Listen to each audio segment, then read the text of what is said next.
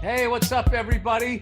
Welcome to another pandemic version of the Bill Bert. Pod. Ah. How are you? How you hanging in there, Bert? You look great. Look at you. You look like you're slimming down. I haven't drank in 19 days. Haven't smoked a cigar. Haven't smoked weed. I feel fucking amazing. There you go. Congratulations. I'm going to see if I can go the whole time without boozing. Because it's like, it makes no sense to drink by yourself in front of your children. It's a bad, fun, but bad thing to tempt. As you can see by my background, this is what I've been thinking about. I haven't had a cigar in since March 3rd, and I've had one cigar since January 13th. And that cigar behind me is my favorite, like, afternoon cigar, the La Aurora Sapphire. Oh, Bert. So like, great. You know, that's going to end up saving your life, because if you get the corona, they say the thing is smoking. Because you're drawing it all the way into your lungs. It's like bronchitis. Yep. Well, I'll tell you why. What's going to save me is I haven't even, other than going to the end of my driveway to put my trash cans out and bring them back in, I have not been, I don't think I've been off my street. Really? In like 3 days. No, I'm a team player here, man. Let's fucking do what we got to do. Look, I run an errand here or there, and every 2-3 days I do have to take my wife and kid for a drive just to get some air. But we don't run around with the windows up. But these fucking jerk-offs, did you see that? My buddy was telling me there's a woman who was wearing full scrubs and a mask, was driving to work, a nurse, right? So you know she's overworked and underpaid at this point, and videotaped all these jerk-offs out in Park Slope, Brooklyn, frisbeeing, riding bikes, acting like it's a giant fucking vacation. It's like, it's a level of selfishness that even stuns me. One of the most selfish people out there. I mean, I can't, like, it's just like, I don't want to kill somebody's grandma. Yeah. I think, you know what I think it stems from? It stems from all those baby boomers talking shit about millennials, right? Which then created OK Boomer. And I just think that there's a lot of, like, it's funny, Gen X, we just sit right in the middle of it. Nobody gives us any shit. And these two have been going at it, and eventually it's escalated. It's like the East Coast, West Coast rap thing now. So now I think, you know, like Tupac getting shot outside the studio is these millennials sneezing on boomers. Dude, there was a group of Persian guys. These Persian guys that smoke cigarettes outside our house, like right in our drive, not in our driveway. Was it a bunch of Muslims? No, these same Persian guys. I think they might own the complex that is by my house, the like mini strip mall. But they always sit out there and smoke cigarettes and talk. They do it until like 10 at night. I have a lot of theories. I think number one, majority of Persian men still live with their families. So I live with their parents, like 26, 27. So I think that's their outlet, is getting out there and smoking cigarettes. But the other day they're out there, they drive me nuts. Smoking cigarettes, touching each other, and they're getting ready to leave, and they're hugging. And Isla's like, Dad, we should say something about social distancing. I was like, you been kidding me? I've been trying to get rid of these guys for years. Let them do it to themselves.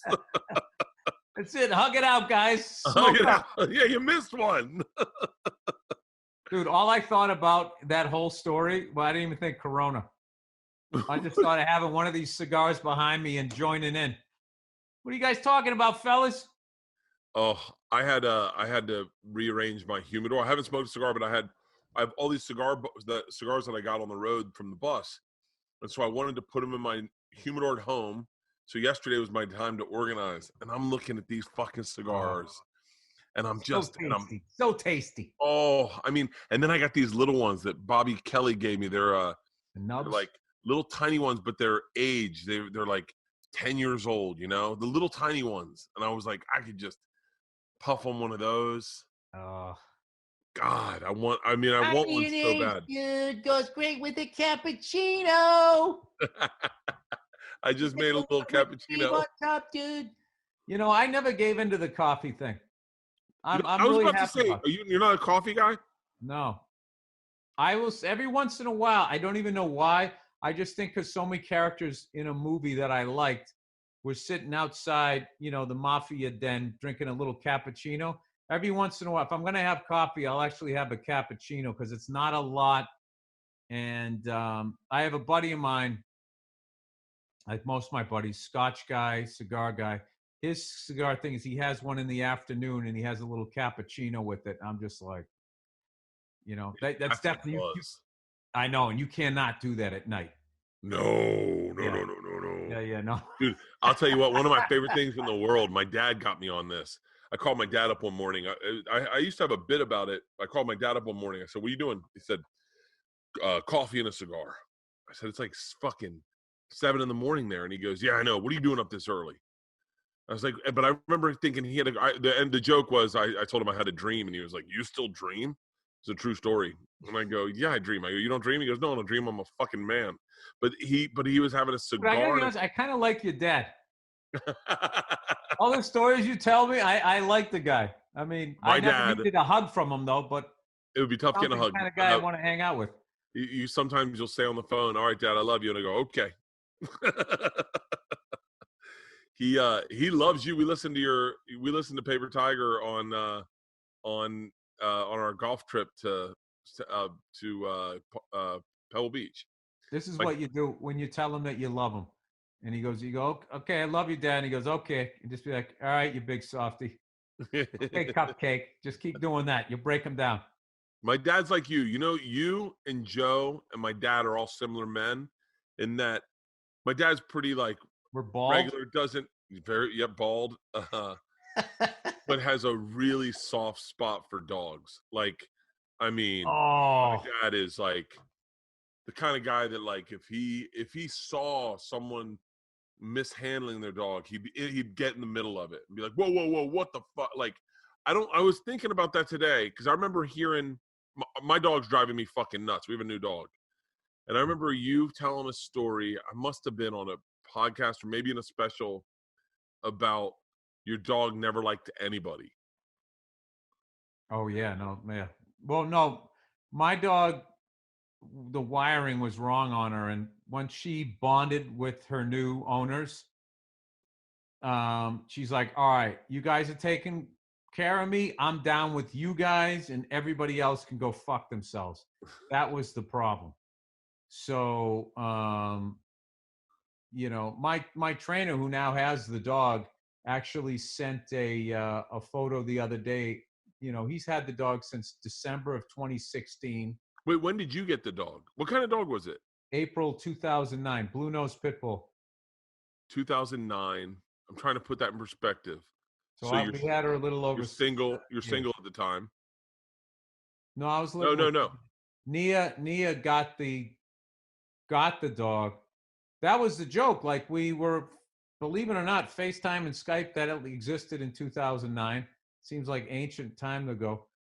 And she goes, that was the thing. When she literally said it's a pit bull mix. And I said, mixed with what? Another pit bull that ended up in the yak. And that's what it was. And I was terrified. And then Charlie Murphy, rest his soul, is going like, Charlie, she found this thing. And he's just like, yo, man, he goes, you got to get that thing the fuck out of your house. You can't come. I watched enough Dog Whisperer and I talked to Charlie Murphy that when Nia said that Nia thought that I was just going to come home from the road, walk into the apartment where the dog was while she was at work, which might have worked because she had probably just bonded with Nia and maybe not the space yet. But I didn't want to risk it. I said, the fuck I am.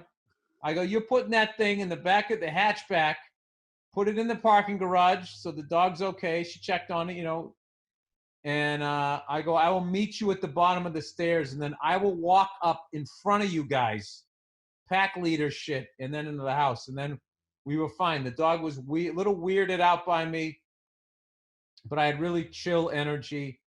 And it took about a day and a half. And the next morning, she was laying at the foot of the bed, and I could tell it was okay to pet her. So I did, and I just kept petting her for like 20 minutes.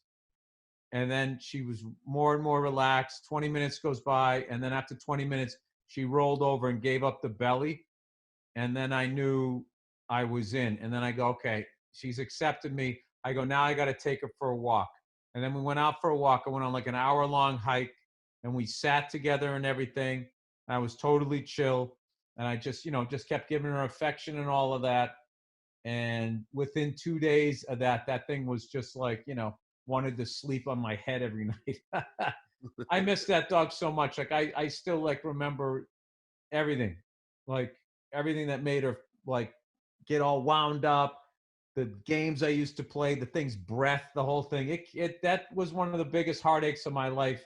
But we definitely did the right thing because I told you my trainer came back to town with the dog when my daughter was about, I don't know, about 6 months. So I just had that question of like, could I have made it work? So I brought her by the house. I still had her on the leash, had her in the house on a leash and everything. And my daughter was sitting on the bed where she used to lay. Oh. And I saw her look at her, and I saw her ears go up where I usually would give it a tug so it wouldn't fixate. I go, let's just see what she does. And she looked at my daughter and she went and growled. And I was like, all right, that's why you don't live here anymore. And I never had any more feelings of guilt. But my trainer comes, our trainer comes to town once every like 3-4 months, and I get to see her. And she's got a lot of white on her face. She slowed down a little bit. But when she's in town, like I walk her every single day.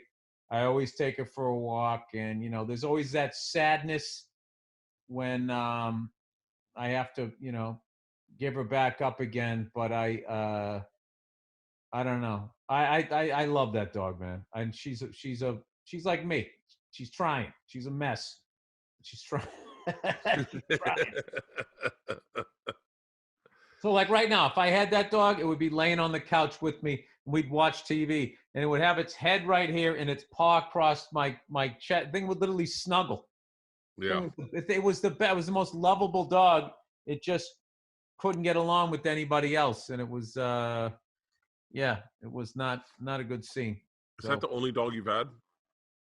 That I've owned personally, but when I grew up as a kid, we always had West Highland Terriers, those little white dogs. And we used to tease the shit out of the dog. I told you, the thing bit me in the face. I had to get stitches. You didn't tell me. I know, and we were latchkey kids. I told you, my dad fucked with us, so we all fucked it with each other, and then everybody fucked with the dog. Dude, April Fools, all I could think of was your dad telling you school was still in and not telling you the joke. I was laughing so hard at that. Yeah. It was so like his commitment to, like I want to tell like Sal from the Impractical Jokers that story. Because I know that he would respect, because those guys are like, the joke wins. And that guy's got a tattoo on his ass of like Justin Bieber or something like that, just for a joke. And he still has it. It's not like he did it and then, dealt with the laser removal. He still has, or one of those rappers or something. I don't fucking know. Figured he'd appreciate it. Yeah. So wait, how did your parents get hooked on with West Highland Terriers? I don't know, but they like the breed. Sorry if I'm disappearing here. They like the breed, and they just sort of knew like a breeder, and we got one. We got one, and the first one got hit by a car and died. That was my first old Yeller moment. I used to cry myself to sleep at night, little Billy Burr with his orange hair. And then we had another one that lasted like 12, 14 years. And then the next one lasted like 12. And now we have another one that's like 10 years old. So it goes back to like the 70s. Oh, wow. We keep dogs the way the Pittsburgh Steelers keep head coaches. Like Pittsburgh Steelers have had 3 coaches in my lifetime. I think they had Chuck Noll, and then the guy with the underbite there, Bill Cowher, and now they got Tomlinson. Yeah, that's it. We had a Jack Russell Terrier named Arthur, and it was just an outdoor dog. Never lived, Never was inside. Lived outside. Would hunt rats. Would get in the lake. It Yeah, was those like, things tap back into the wolf DNA ooh. when they stay outside. Yeah, they do. Yeah, it was a wild animal, like a legit wild animal that would come around us, and we fed. You just take a can of dog. There was the same plate in the backyard just the same plate by the back door, and you'd open a can of dog food, just whunk, punk it out, like throw it out like Brad Pitt did. I would say for whiskey, Yeah, right? just Oh, clunk. was it whiskey or bourbon? What was the dog's name? Oh, I forget. We just watched that the other day again. Such a great. Oh, hey, dude, when this thing's over, let's smoke a fucking bat, and I want to watch that movie. I love that movie like I haven't loved a movie in so long. Like one of those things, like I need to own this movie. I need to learn every line of this movie. Yeah. Like I'm gonna do just like a car pass of that movie, writing down all of the cars. Um, Dean Del Rey knows a lot about the cars in that. I was telling you that one that Brad Pitt when he the first night when he drops little spoiler alert here. This is just a car thing. When he drops one of the characters off, I won't even say who it is. He gets in his sports car. That's a Carmen Ghia. And when he's flying down the road, that was a really dangerous car because it was really light. It had the engine in the back and it was rear wheel drive. So when you whipped that thing around the corner, you had all the weight of the engine was back there and it was rear wheel drive. And a lot of people like lost traction up on, You'd slide out. Your back would slide out, right? yeah. So if you watch him driving that, it's, I don't know, knowing Tarantino, he did it on purpose. It was a very subtle, I couldn't tell if it was like, all right, this is the poor man's Porsche, or if it was like this guy, like, is a stunt man, danger is his game. So he has this really dangerous car. And then you watch him just drive like a fucking lunatic. What was the dog's name? God damn it. Was it? Hey, look that up, would you, Andrew? That fucking when he beats up Bruce Lee, I've never enjoyed watching that more than when he throws him into the Car.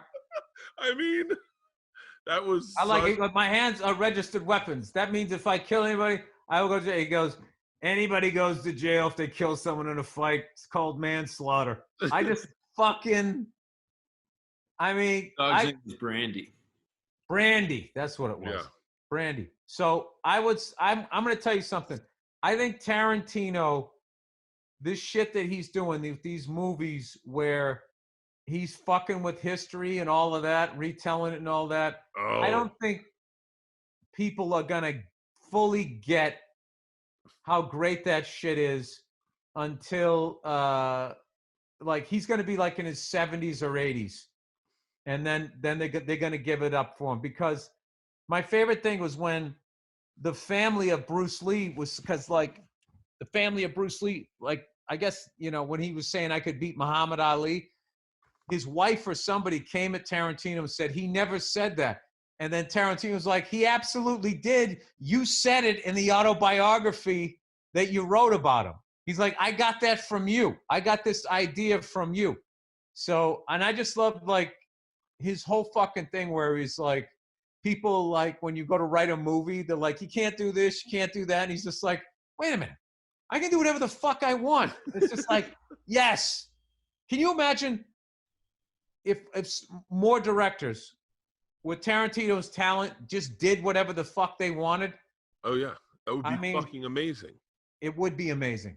But I don't know. Maybe the fact that they don't and he does is what makes me fucking love that guy so much. I think that's my favorite Tarantino movie.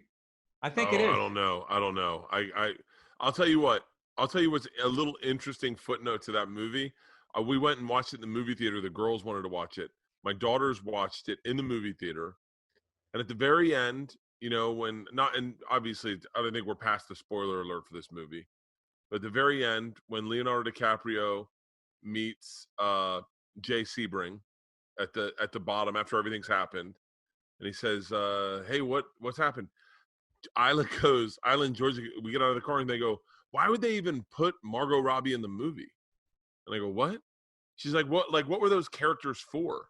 Like, the Jay Sebring and Margot Robbie. Like Margot Robbie played Sharon Tate. Yeah, and I go, what do you mean? Because they had never heard of the Manson murders, so they're oblivious to the idea that once upon a time in Hollywood, and like they're just like, why would they even put them in the movie? I go, because in real life they were murdered. They were like, what? I was like, oh wait, this movie. They loved the movie without having any idea what the movie meant to like me and Leanne. Dude, and I loved Margot Robbie's performance and all of that, and what Tarantino basically did was show a young, excited actor and mother in the prime of her life with the whole life ahead of her, and he wrote a happy ending for her.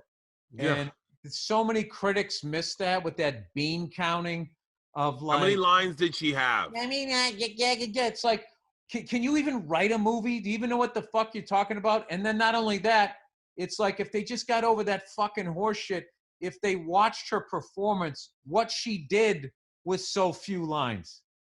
Like when I think about that movie, she's right up front as far as this stuff, like her watching herself in a movie and being excited and looking around and like you do something and the crowd laughs.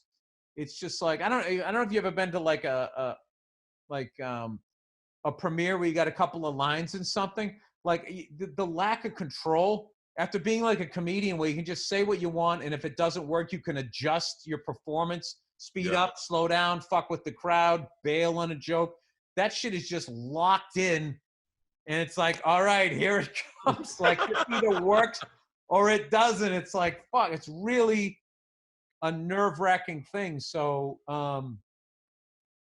watching her go in there, like, I don't know, I kind of got like a kick out of the fact that she didn't seem nervous and was enjoying people, like, and then that whole thing, hey, I'm in the movie, do I get a discount? All of that cool shit.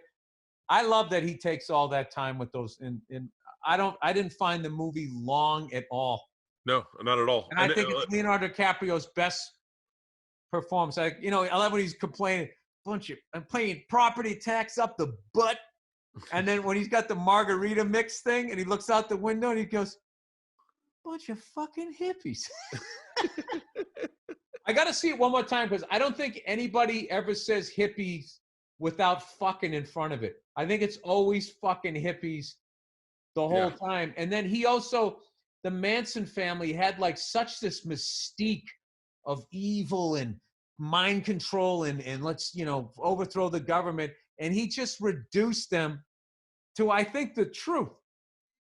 It's just a bunch of fucking idiot hippies. Yeah. Like a bunch of idiots, dopes who didn't want to work. That was another part, fix it.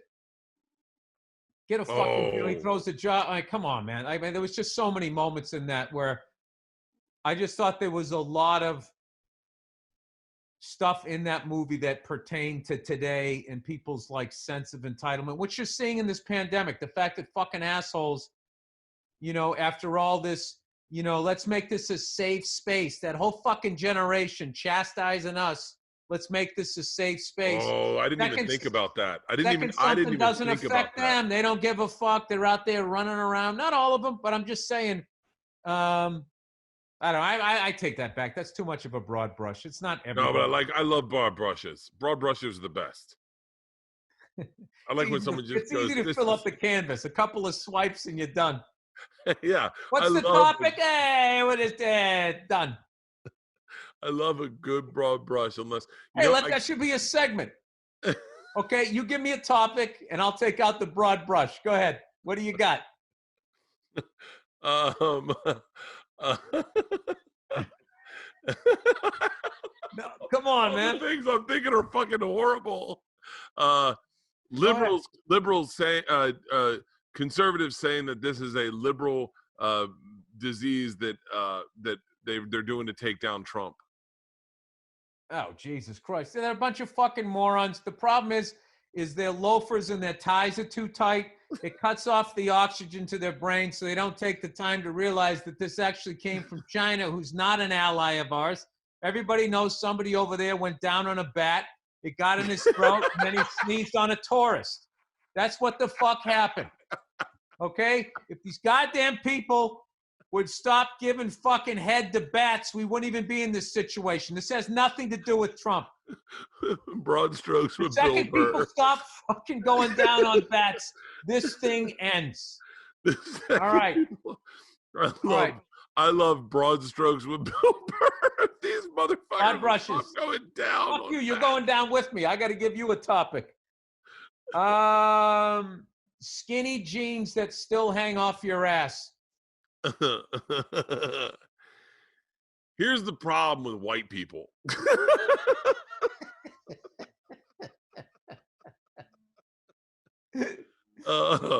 I watched a whole video of Kodak Black and his buddies running a train on some girl on Pornhub today.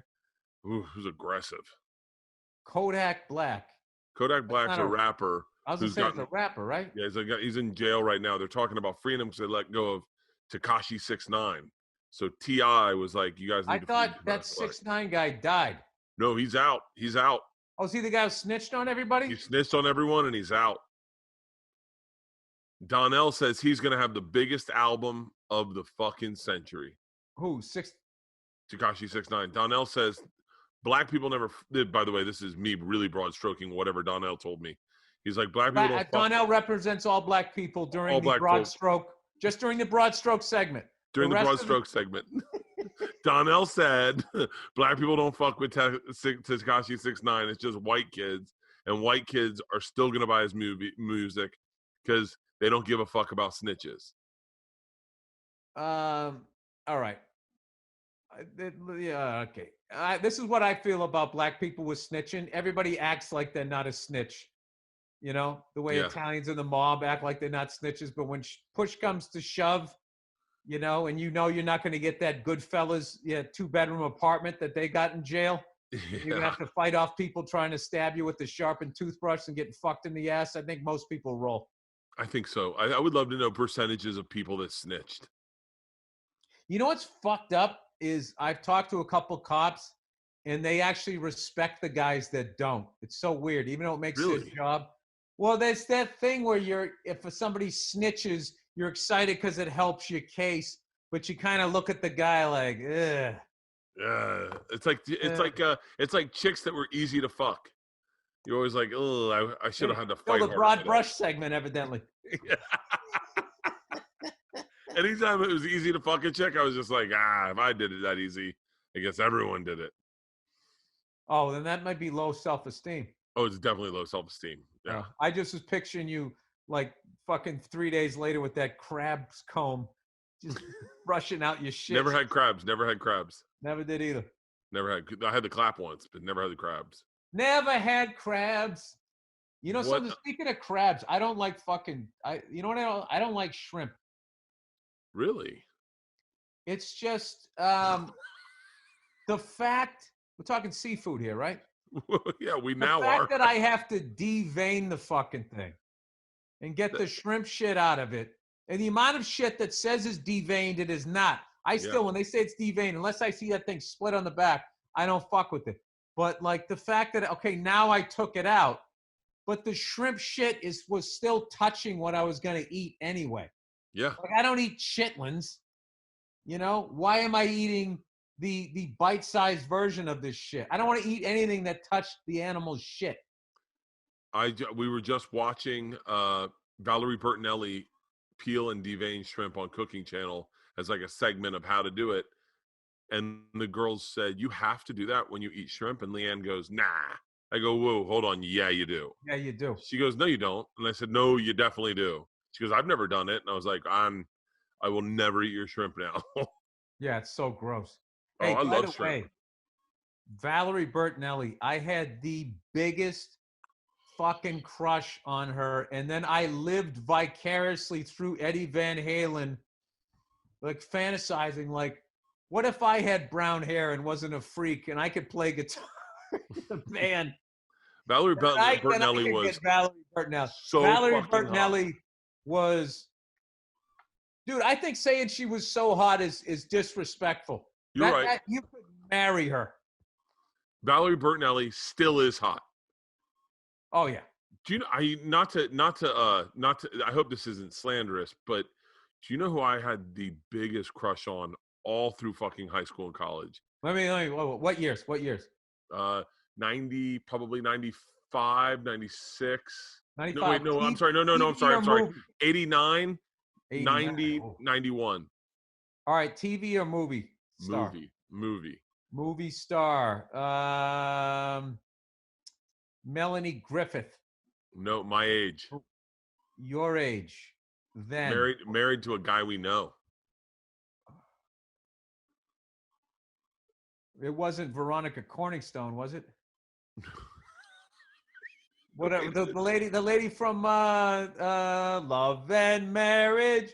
What up? Veronica Corningstone. Wait, who is she? When was she Veronica Corningstone? How do I know that? And Anchorman. No, it wasn't Veronica Corningstone. Who's that lady? Who's that lady? No. Fucking Patton Oswalt's wife. She was in Dream a Little Dream. I mean, like, we all had the biggest when he got remarried and he married her. Like, all my friends texted me like, "Holy shit, Patton Oswalt married Dream a Little Dream," and I was like, Meredith Salinger is her name, but I mean, she was all of us. It's so bizarre, but we were like, met her at a party, and Nia, like, I never saw that movie.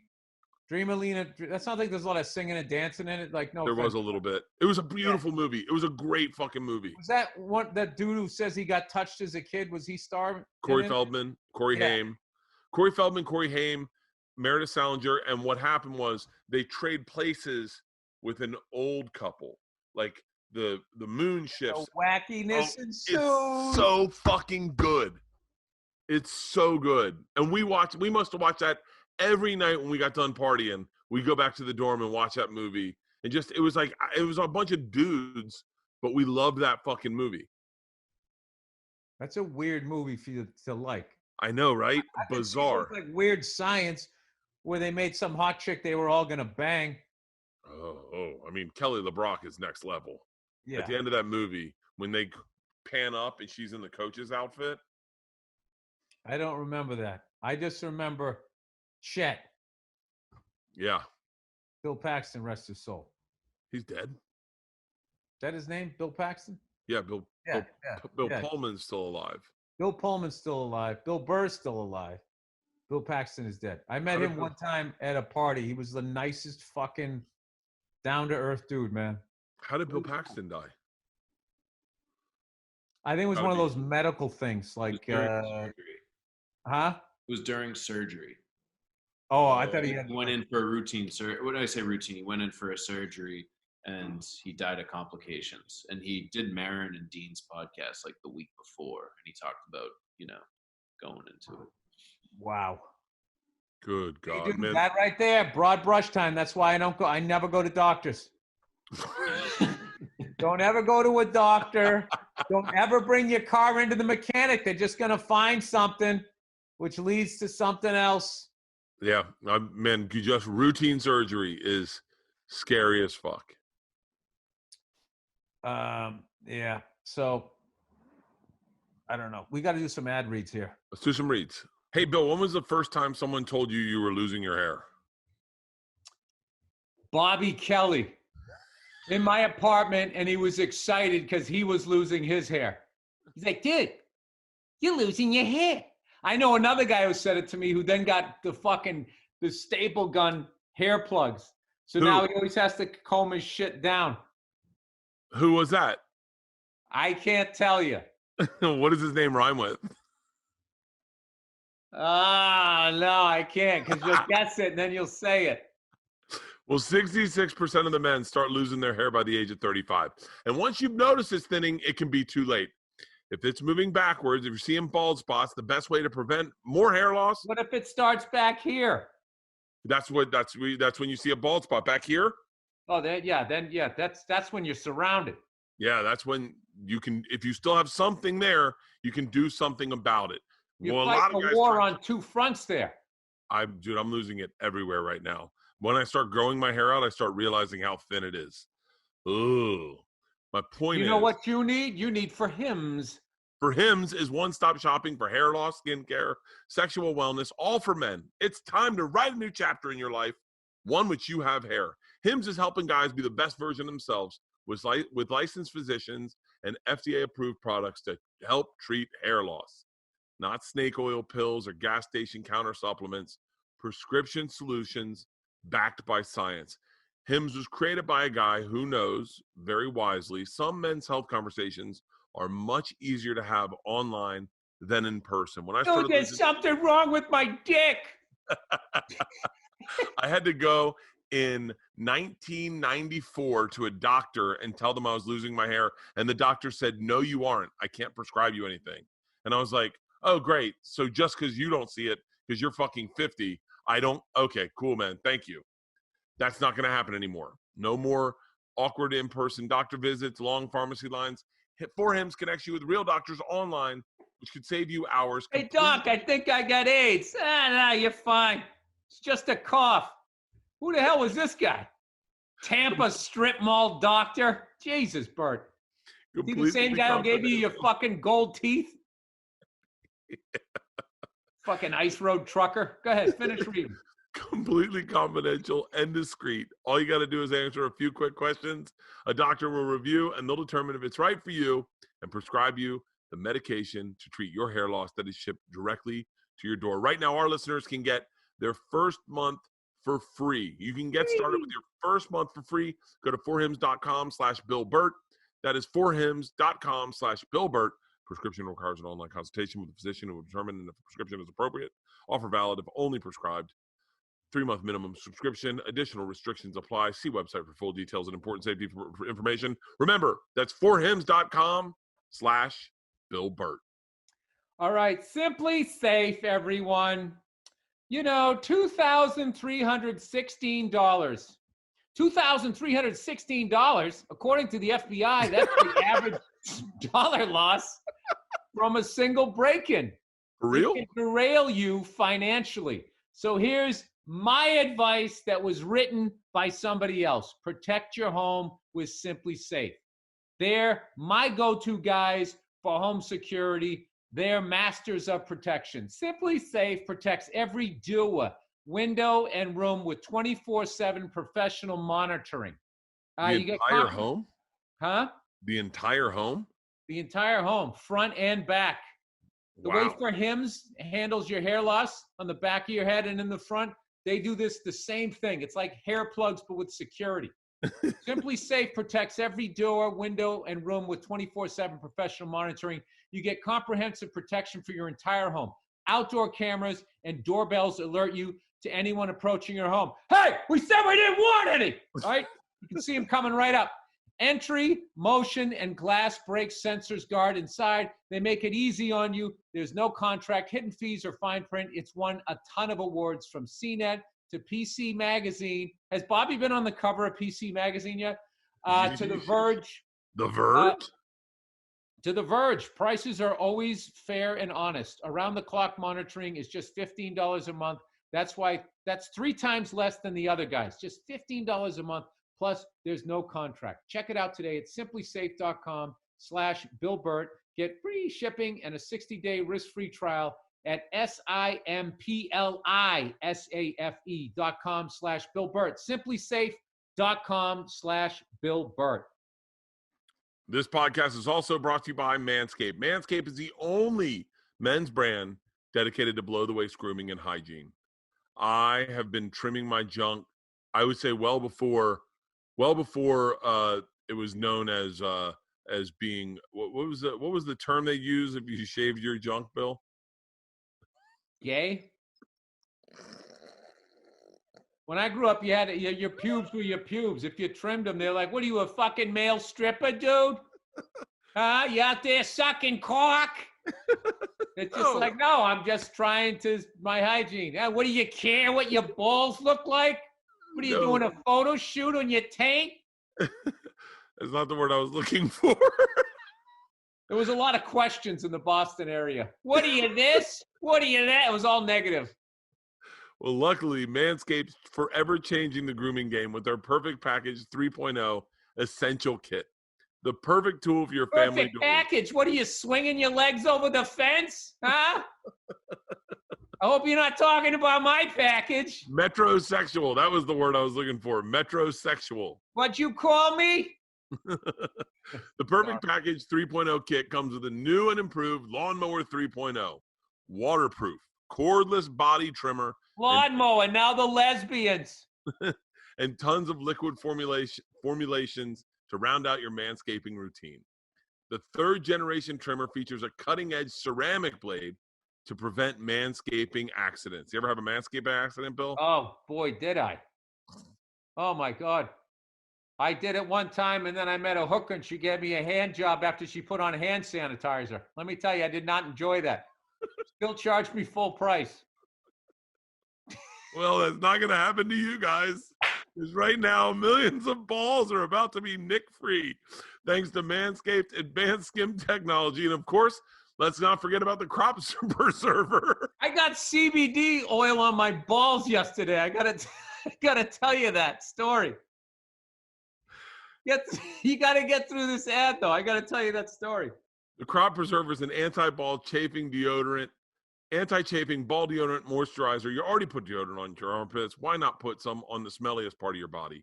When you purchase the new Perfect Package 3.0 at manscaped.com, you'll get the biggest bang for your buck. Subscribers get a new replacement blade refill on your lawnmower trimmer delivered to your door every 3 months. How much are you shaving your balls?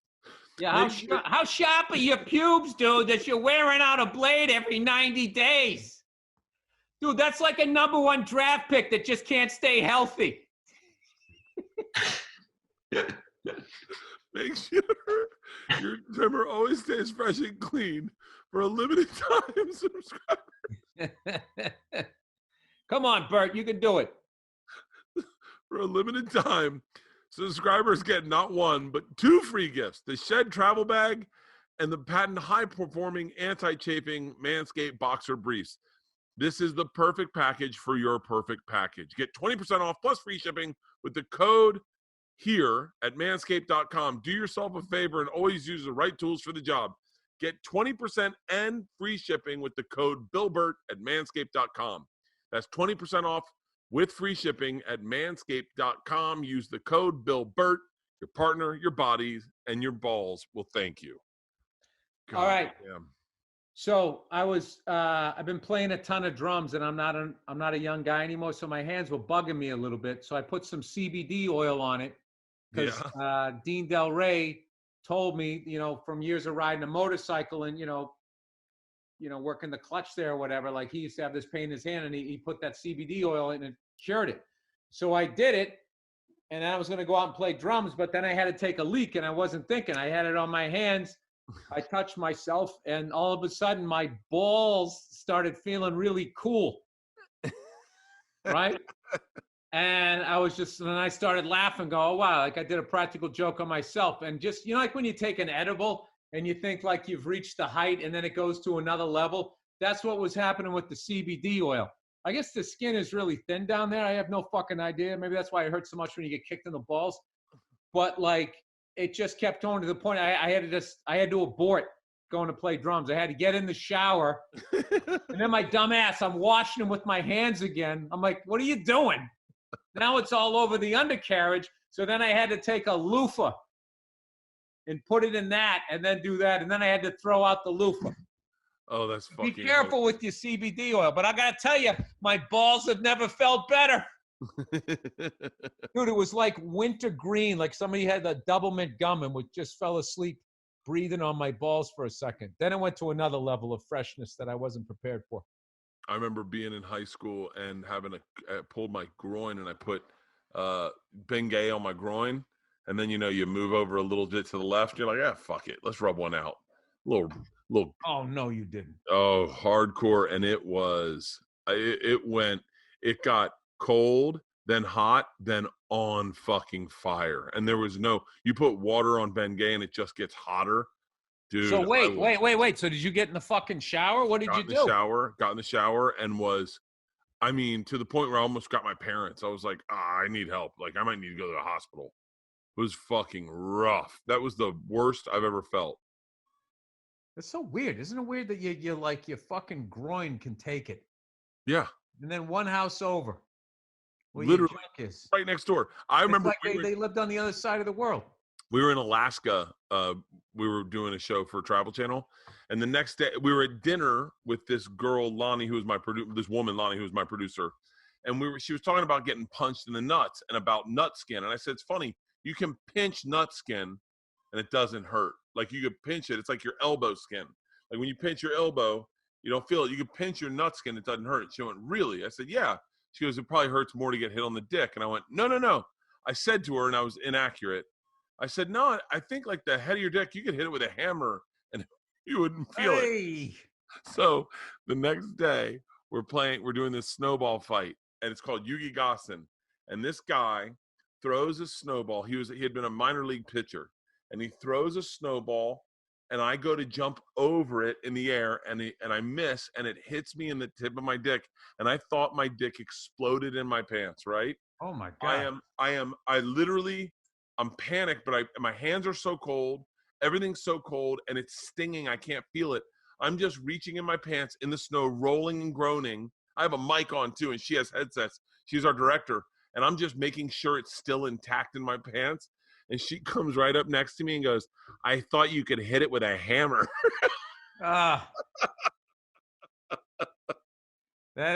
Nobody does the I told you so. Oh.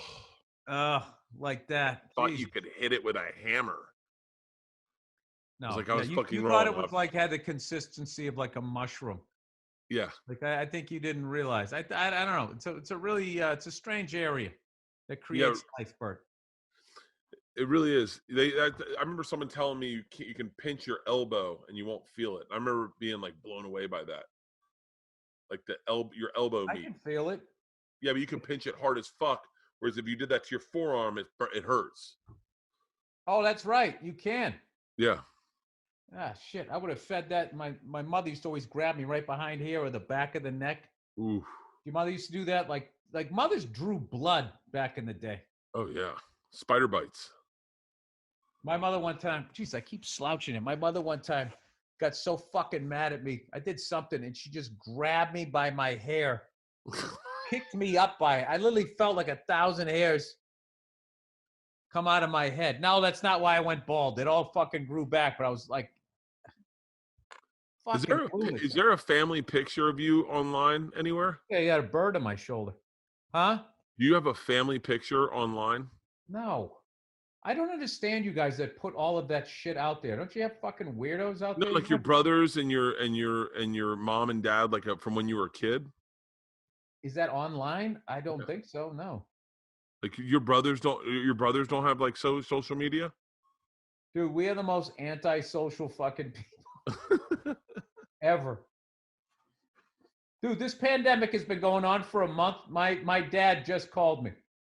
Really? For the first time. Yeah, dude, you are like, you're on your own. I raised you. We're done with you.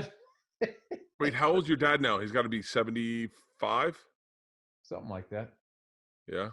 Late 70s. Yeah. Are you the only one? Thing on my fucking shoulder. It's your couch, I think. Oh, that's what it is. Okay. Are you the only one? You're doing a really good job sitting still. Yeah, I keep wondering why what is making you slide down. Oh, because I like fucking laying down when I do these fucking things. I could do it like this forever. These video conferencing calls. I think we should continue doing it because I want ATC to like pitch TV shows over video conferencing. I want to have ATC meetings over video conferencing. There's no fucking reason for any of us to get in our stupid cars. Why we were doing that, I don't know why. We can all just fucking come into Zoom and do this. There's a difference. I'll tell you, I had one pitch meeting, and it's very interesting to see the house your executive lives in. It shifts the energy of who's got control over the meeting. Oh, really? Oh, yeah. One bedroom, like a one-bedroom apartment, you could tell. And you were like, huh, interesting. Oh, that was hilarious because you know what? The bunch of guys Skyped in from fucking New York City and Nome. the guy who owns, Fat Black Pussycat, all of the Wah, the Cellar. Yeah. Dude, he had a fucking Illuminati level, like, dining room set behind him. Like, he could have, it looked like fucking 20, 30 people could have sat at that table. Had all the fucking chairs, and that was his New York apartment, I believe. Wow. Yeah. That's a game changer. When you see, that's the problem. We were talking about that. We were talking about the Gal Gadot thing. It's the problem. Some people don't realize your background says a lot about you. So when you see like Oprah shooting a selfie video talking about how we got to help people, and you look back and you're like, how fucking big is your house? Holy shit. Like, people read into, like, where you draw the line, you go, well, they're just looking at me, right? No, everyone's reading everything into what's behind you. No, that's why I find a white wall, and that's my background. Yeah. They caught that fucking serial killer. From Don't Fuck with Cats? Yeah. Yeah, I haven't All seen the information that was just in that video was incredible, and that was used for a good purpose. But what you have to understand is bad people can also do that. So I try to keep, like, the personal information that I put out, I try to keep it about me. Because I figure I was the guy that was dumb enough to get on stage and, hey, look at me, then I should pay the price. And I don't think that people, friends and family and I feel like that's a real personal choice. And I really have issues with fucking people that, like, try and that they just ask ridiculously personal questions in interviews. It's just like, why the fuck would I put that out there? Do you really, you're not just fucking with me now. I'm fucking with somebody else's life. They might not want that out there. So I always try to, like, I'll tell some funny stories. You're super aware of that, though. I'm not aware of that at all. I overshare people's information all the time. Well, maybe that's something you should work on. Someone just said to me the other day, I was talking to someone, I forget who it was, and they said, I said something like, oh, Bill and I went to a football game. And they said, oh, wait, what did you guys, like, Uber down? I said, no, Bill drove. And they went, oh, what kind of car does Bill have?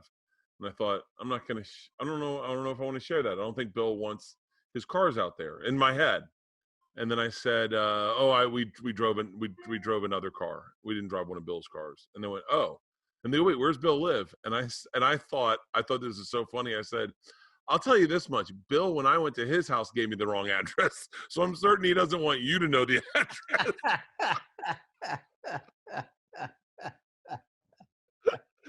You're just standing down the street, over here.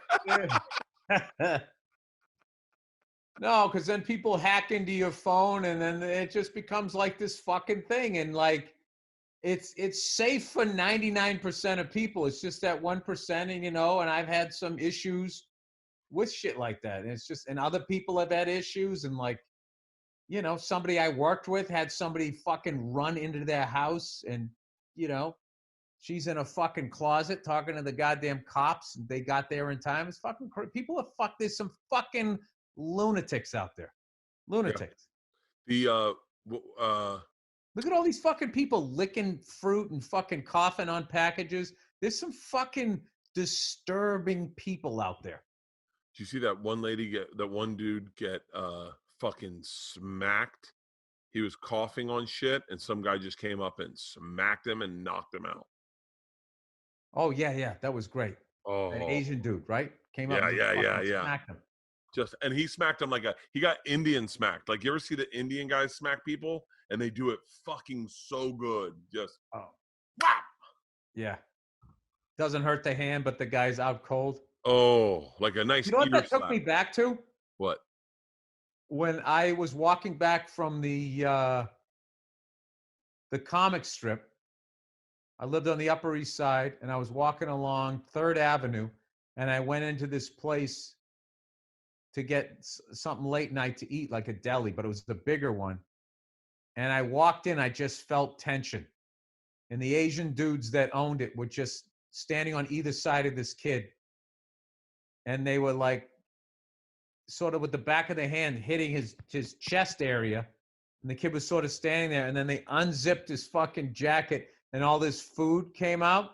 And they instantaneously just started beating him up. It was Holy funny. It was almost like noogies the whole way out. And I was just sitting there, and I was new to New York, and I was just like, well, I mean, you were stealing from them, and they sort of handled it themselves. And I was like, and I don't know. I like respect them. I was like, I like these guys. And I went out of my way to shop there because it just seemed like it was family owned. And it was like a good movie.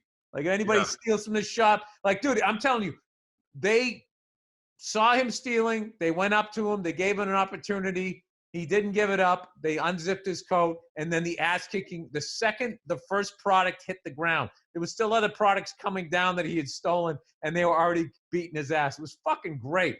Oh, I got to respect that. Yeah, and then you got to shop there. Yeah, you got to support the guys that just handle within themselves. That'll never happen to them again. Yeah, it didn't cost the city any money. No. You know, they're not a chain. They're a family. Like, there's everything that I love. Yeah, and I used to go there all the time. I love that. So I haven't been. Do you think how do you think we're gonna shake out after this? Do you think people will always be very conscious of what they touch now? Do you think that's something that's gonna be ingrained in us? No, they'll be weird for 3 days. You And think? then once everybody's fine, they'll go back to normal. Like the same way, like I bet people were really looking out for the next Hitler or Stalin throughout the 40s and in the 50s and stuff. I think that after a while, you know, you just get, you know, shit cruises along. You just kind of get lax or whatever. I don't know. I don't have a lot of faith in that. And I also feel like most people too, they got like 3 days in them, which is why most people's dreams don't come true. What, you want to get in shape? They go to the gym like 3 days in a row, and then it just falls off. Yeah, you got to stay in your house. Pandemic. If they can do it for 3 days, all right, God, I'm going crazy. They start taking, it becomes all about them and their own fucking needs, and it doesn't affect me, and I feel good. And it's just like, you know, people are, you know, there's reason why some people are special. It's because they can just go, they can fucking have a goal, see it, and keep marching towards it. Hopefully it's a good one. Because there is the Richard Pryor of serial killers, right? Yeah. Who had a goal. I'm going to kill as many people as I can, and they didn't get tired of it, you know? Like, do you think there's serial killers out there that were kind of like comedians that started and then quit? You know, did a couple of open mics. Like, it's a lot of work, man. Yeah, I did a couple of open mics. It wasn't what they thought it was going to be. And it's just like, you got to cut up the body and you're looking over your shoulder. My heart was racing. Like you tried blow one time. It's just not into it. That would be interesting to see how many people killed somebody just once. Yeah, because there's people out there that smoked crack once. Yeah. Oh, wow, dude. I know the exact song that you play during that montage of people that only did one murder and then stopped, right? When they admit it, you do a montage of all of them, right? And you just play that song, Just Once. Can we finally figure out what we've been doing wrong? You know that song? Something, right? You just do the pan. And everybody just sort of nodding at the camera. And then you do a little animated thing of like the way they killed them. All right, if you had to kill somebody, I did this a long time ago with Joe DeRosa on the Uninformed show we used to do. And we tried to put together the perfect murder. And we had a cop as a guest to try to debunk, to see who had the best one. So I go, all right. He goes, okay, let's see your perfect murder. I go, all right. So a buddy of mine is sitting outside. He goes, it's over. He goes, you're already caught. I go, why? You killed a friend. You can't do it with somebody else because someone's going to get paranoid and someone's going to freak out. So I lost before I even started. All right. I try to poison a stranger. I mean, that's the way to do it. Yeah. That's like if I wanted to kill, I'd have to do a stranger. No, if you have no record, nobody knows who you are, whatever, you know, and then you go out and kill somebody that you have no connection to whatsoever and nobody saw you. Yeah, I bet. But now you don't know because now they can see you anywhere. Oh, dude, there's so many fucking ring cams. And I mean, you think all they have to do is go, Alexa, pull up like, never mind. Fucking Alexa just started chiming in. Shut up, Alexa, stop. Never mind. You just Listen, talk to that thing like a pet. my daughter said I would talk with it. I would treat it with more respect if it was a man. Oh man, they're going in deep. Oh, dude, they are so dialed into the fact that I'm a misogynist, and they're gonna just point it out if mom did that, you would no. If mom did that, oh yeah, they lean in hard to that. I know. Well, is it really their idea what they're being spoon fed? You know, my favorite thing is I love what did we talk about this last time? Was when they say like, if a woman does that, she's a bitch. But if a guy does it, you actually respect it. It's like, no, you don't. Yeah. Nobody likes getting yelled at. Nobody No. likes being disrespected. I don't respect somebody more if they're a guy and they yell at me and treat me like shit. That makes me hate them. It makes me not want to work with them. It makes me want to fucking beat the shit out of them. Oh, my daughters didn't know that I had a job until they were like, they kept, I remember saying something. They go, yeah, mom makes all the money. I said, mom doesn't have a job. And they're like, yes, she does. I said, what does mom do? And they go, she writes checks. And I was like, where do you think that money comes from? And they're like, mom. I go, what does mom do to get that money? And they're like, dad, what do you do? And I went, I work for Travel Channel. And they're like, yeah, you go on vacation. You don't have like a job though. I was like, hold on. You think I don't get paid for that? They're like, you get paid to go work for Travel Channel? And I was like, oh my God. Like the fucking amount of disinformation these kids gotten spoon fed. I mean, there's a lot.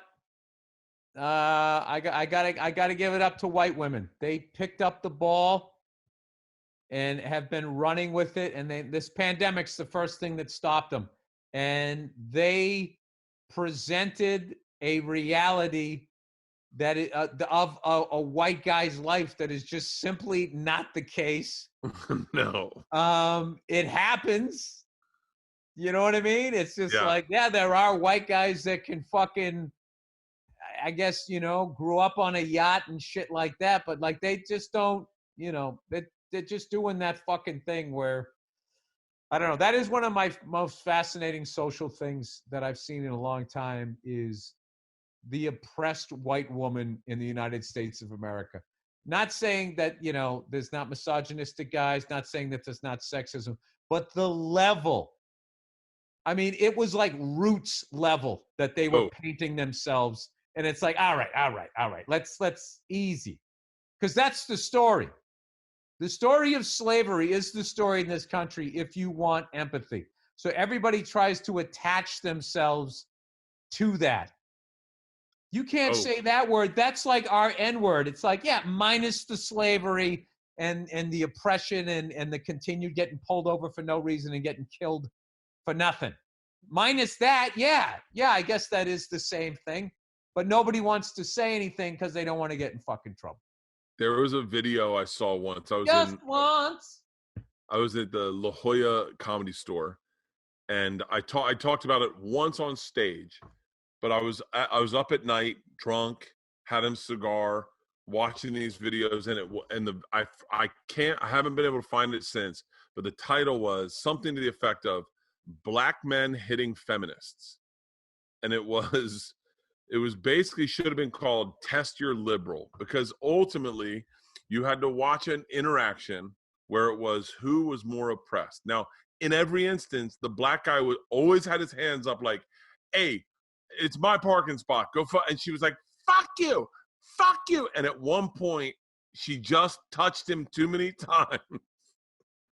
And it was inevitably, you'd watch your morals switch when you just like, bitch, and you'd be like, oh, like but it was every time it was the exact same scenario of chick, lesbian with her girlfriend's filming it, and they're attacking this black guy, and the black guy's like, hey man, like I'm trying to keep my nose clean. It was and I have never found that video since. And I must have watched it 100 fucking times. Yeah, it's fascinating. That is a fascinating thing that thing where you don't get physical with me, but I can get physical with you. Yeah, And do you ever see the slap heard around the world? You have to have, right? is that the one on the subway? You have the Dominican guy, the 6'6" Dominican guy, and the fucking sexy fucking black chick who's like got her lip like this. You're stupid. You're stupid.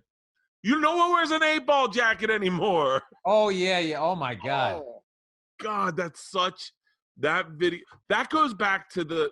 And now this is gonna sound super. He almost like grabbed her face. It was like he was going in for a dunk. Oh, like his hand became part of her face. It was the perfect skin hitting skin sound, like smack. Like it was insane. This goes back to we were talking about Quentin Tarantino. There is a weird joy I get at the end of that movie when Brad Pitt and the dog are fucking everyone up, where I'm like going, come on, like, yeah, like it's an unhealthy pleasure that I'm getting out of that. Like, I don't know what it is, but I get like excited going, come on, hit her, when he's just to the fucking mantle, like fucking to the point where you're like, come on, I don't know if it's healthy. Probably isn't. I like the epic old guy on the bus, the old Vietnam vet, that guy. Yeah. Like Santa Claus just beating down that kid. Yeah, that's why I don't know. I don't fuck with people. I mean, I mess with people on stage or whatever, but it's like a joke. I don't, when I go out in public, I do not fuck with people unless I lose my temper, which happens, but I try to avoid that type of horse shit. When was the last confrontation you were in with another individual? I can tell you mine, 2009. You mean just yelling at somebody? No, like you yelled, things slowed down, and there's a moment where things could have happened. You got out of it, but things could have happened. Like a confrontation that took it too far, where you were like, God, man, I'm glad that nothing happened there. Oh, that's been a while. Maybe I mean, this probably doesn't count because I was in a car and the other guy was in a car. It counts. All right. And he was screaming. It was one of those deals where it was clear and I pulled out, but the other guy was going so fucking fast. And then he beeps at me like I'm the asshole. It's like, dude, you're going like 20 miles over the speed limit. There's a reason why the speed limit is 35. Because if you come over the hill doing 70, I've looked and it's clear, and all of a sudden I go out, and then you're right on my ass. So he started yelling at me, and like, I just kept telling him to go fuck himself. And he was trying to be all like hard and stuff. I just kept going. He's like, motherfucker, I'll fucking blah, blah. I just kept going, fuck you. Fuck you. And he's pointing to pull over, and I go, fucking pull over.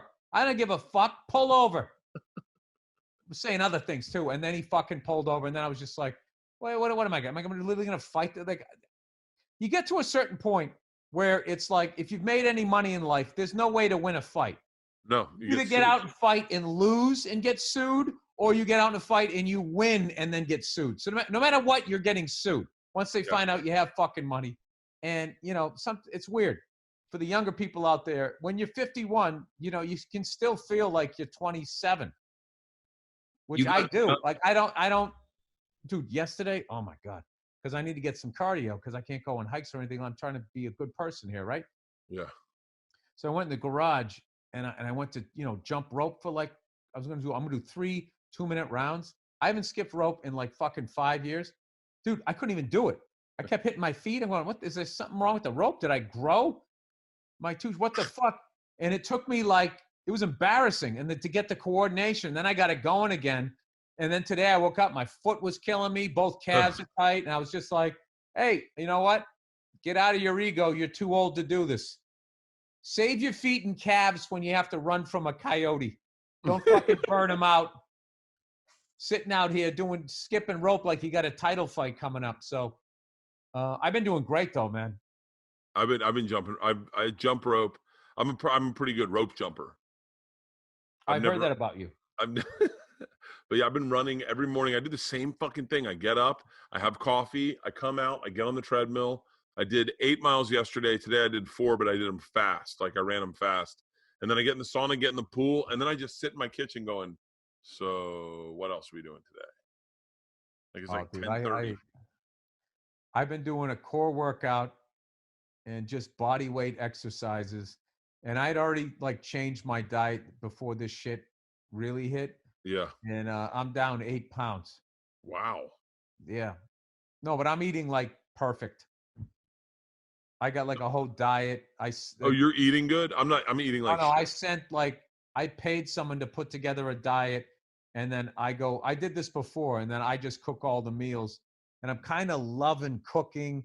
And then you get introduced to all these foods that you wouldn't be eating, like parsnips and shit. Like, goddamn, I like parsnips. Who the fuck knew? And yeah, like for lunch, I had this salad of black beans, lentil beans, um, uh, a peeled apple diced up in there, and then like a balsamic vinaigrette, and then whatever green you want to put on it, Bert.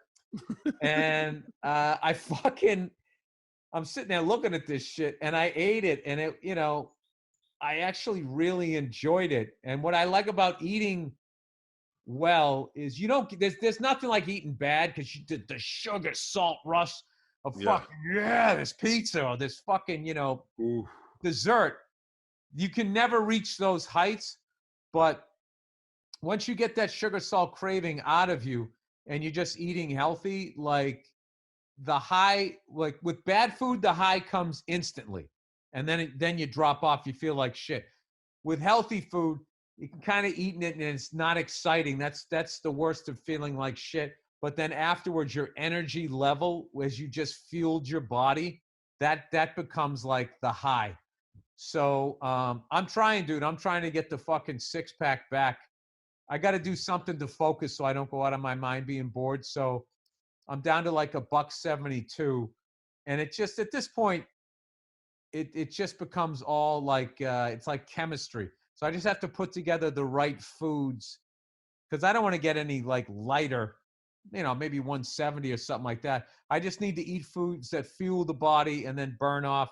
And I'm telling you, it's 1, 2, 3, 4. It's abs 5 and 6 are the hardest ones. The Yeah. ones that sit just right, the ones that are like security for your navel, right? The Secret Service of your belly button. Even like the 7 and 8 aren't that bad. That's the one. That's the one that pushes out the shirt. Those are the ones that hang over the pants. Those are the ones, dude. Like when you start to lose it, the first thing is that your back goes first. Well, it's the last place you put it on. So your head shrinks, Yeah. and then your back, and then it's the side of the abs, and then you get the first mogul, then you get the second, and then actually 7 and 8 come in, and then those two cunty ones Oh. just sitting there like two fucking marshmallows. It's the I hardest couldn't thing I ever. couldn't even So tell you. I couldn't even tell you. I'm so far. Right now I have kind of stalled out at weight loss and I'm running great. I'm not drinking. I feel awesome. But man, at like 4 o'clock, 3 o'clock, 4 o'clock, I go through this like just a fucking sweet tooth where I can't stop eating So fucking what you like have to do is you have to power through that the first day. It's all about that first day, and you get through it. What you have to do is you got to think it through. What's going to feel better tomorrow? Tomorrow, eating this right now or stepping on the scale tomorrow, and my stomach's a little flatter. You got to like you have to get outside that addict. It's really an addiction. oh, and I have nothing else to put my addiction in, so it's going to like I literally sat up. We were watching 1917 the other night. Oh, what a Got up. movie! What a What a movie! great fucking movie, Unbelievable. dude! I was that's a movie where you go, man. They really don't make men like that anymore. Like there's I wonder what the trade off was. Like clearly there was like so like the good is you are the man that is honorable and you say if I'm delivering this letter I will deliver this letter if even if my life depends on it. And then there were that's amazing for that generation, man. But there was That's also a lot of bad reverse things. Park Slope Yeah, American. Yeah. Like Park Slope guy definitely listens to his girlfriend and doesn't beat her up. That guy probably hit a woman a couple times, but he delivered that letter. Yeah, there's a balance. You got There's to a strike balance. that balance. When I watched that movie, all I just thought was how hard everybody on that movie worked. Dude, even the extras, when they said action, they had to run when they told. And the amount of running in that fucking movie, where dude, that's take after take after take And it looks like one shot. in those World War I fucking boots, and you're in the mud and all of that shit, and all of those extras just all piled on top of each other in the trenches. It's brutal. But dude, you got it. But getting back to the reason why I went back up to a $1.80, because I've never been a $1.80 when I'm not drinking. Yeah. All right. I usually go the other way. But what happened was once I quit cigars and I had nothing going on, then it was like another burner on the stove had to be turned on, you know, and that became eating. And all of a sudden I got on this, I could just feel it. I was like, am I back up to a $1.80? That's when I see that 8 in the second number, that's the Price is Right, you know, and you pick the wrong number. Bum, bum, bum, bum, bam. Oh no, not Billy Fat again, right? So I got myself down. But what happens is if you could be like shredded at a $1.68, and then when you go up to a $1.80, you get back down to 168. Those bumps are still there on your stomach because you got it now. You have to undo that fucking horseshit that you put in your trans fats and all of this fucking crap, trying to get it out of you, and it's really, really hard. But I'm sticking with it this time. I'm doing like a fucking great core workout. Playing the best drums of my life. I'm fucking loving this pandemic, you know? And I'm telling you, my kid is just at the age where she's going to have to start going to school, and I'm going to lose my little buddy around the house all the time, you know? So I'm actually psyched that I'm getting all these extra hours in. So we've been playing Candyland and Chutes and Ladders and tracing and drawing. And you should see T-Ball, dude. She's a lefty. And she just has this natural torque thing that she's doing. Riding bikes, reading all kinds of books to her and everything. She's the love of my life, dude. She's the best. And I get all these extra hours with her. So hope she misses her friends, though. So that's tough. No, I think it's cool being with the girls, especially like Georgia's 15, Isla's 13. So this is the age where they would fuck up and take that wrong path. And the idea that we're hanging out as much as we are, I feel like They do got that Kreischer blood in them. Yeah. I was smoking weed. And I told her I was hitting vape pens and finger fucking bitches in the back of a Jetta back at that age. And so Vaping? No. That was a joke I had and I fucking fucked it up. So but it's nice to have them. Fucked up your own joke. It's nice to have them like one last run at like keeping my little girls for this little stretch of time where we're just watching. We watched the Truman Show last night. We're watching movies every night. We're having dinner together. Have you told them that? Have you told them that, listen, I'm enjoying this. I know I'm a cornball at this point, at this age. Can you tell a kid at that age that, listen, you're going to be going out in the world soon, and you're not going to understand until you're a parent, what it's like to, those first few years that everybody for some reason seems to bitch about. Like those few years before, like, they go to school, once they can walk and they can talk and you can have conversations and stuff, it's like you basically created a friend. Oh. You know, it's amazing. And it's just like, it's the greatest experience you could ever, that I've ever had. They get better too. They get like I've had experiences with Georgia, not so much with Isla. Isla's a little bit closed off emotionally. Like you'll have fun moments with Isla, like moments that you could never imagine, just crazy fun that you're laughing hysterically. Georgia had moments where, like, when this is one of my most, I'm talking like fucking break your heart moments.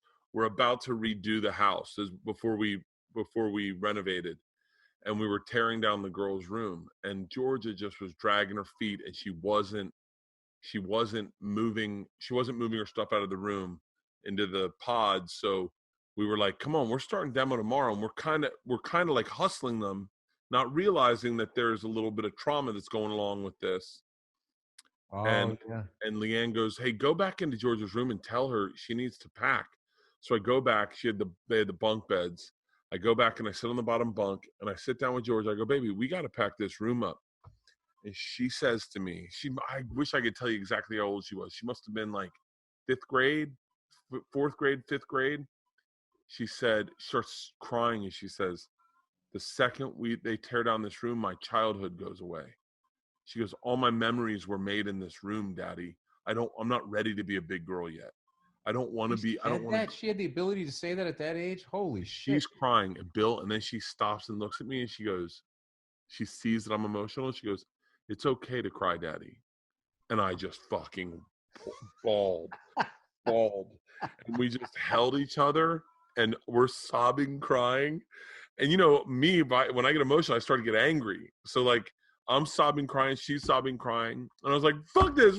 This house is fine the way it is. Fuck it. And I walk out of the room. I go, they're not moving their fucking room, Leanne. Fuck this renovation. And Georgia just said, give me one more night in this room. Give me and Isla one more night of sharing a room and being in this room where all our memories were made. One more day of playing, one more night. And then I'll be ready the next day. And man, sure enough, the next day, she didn't say a word. She packed her shit. Like a fucking. I think that's because she's a girl and they're in touch with their feelings, where a boy would feel the same thing and he wouldn't say anything about it. Oh, I don't care. Stupid room. Just a bunch of walls. And then he would act out later, He just yelling at at somebody. somebody. Off away. Yeah, yelling at somebody to pull over years later in their neighborhood. Dude, we got to wrap this up, man. My kid's getting up from the nap soon. So. All right. You do it next week? It's not like I'm booked. I got nothing to do. This is perfect, man. I love doing it like this. This is awesome. Well, I will say this, though. When this thing is over, there was some movie that you mentioned. Was it Once Upon a Time in Hollywood? I was like, I got to go over there and smoke a fucking cigar. Yeah. Something that you mentioned. Maybe it was Once Upon a Time. I don't know. Yeah. Yeah, we got to. I'm longing for some human interaction. That would be nice. Yeah, I would just like to. I just want to run down the street. Just fucking get out, But how crazy whatever. it would be if you just knocked on your neighbor's door, just knocked. He was like, "What the fuck are you doing here?" And you're like, "Hey, man." You didn't hear? It's over. I do my dad's practical joke, but it's like, gotcha. It's not over. Right in his face. Awesome. Let's do this next week. All right, everybody. Stay safe. Just try to everybody pull in the same direction. I'm gonna go play some drums and then go play with my daughter. All right, guys. Hang out with my daughter. I'll talk to you later, buddy. Thank you for watching the Bill Bert Podcast. Cast. See you next week.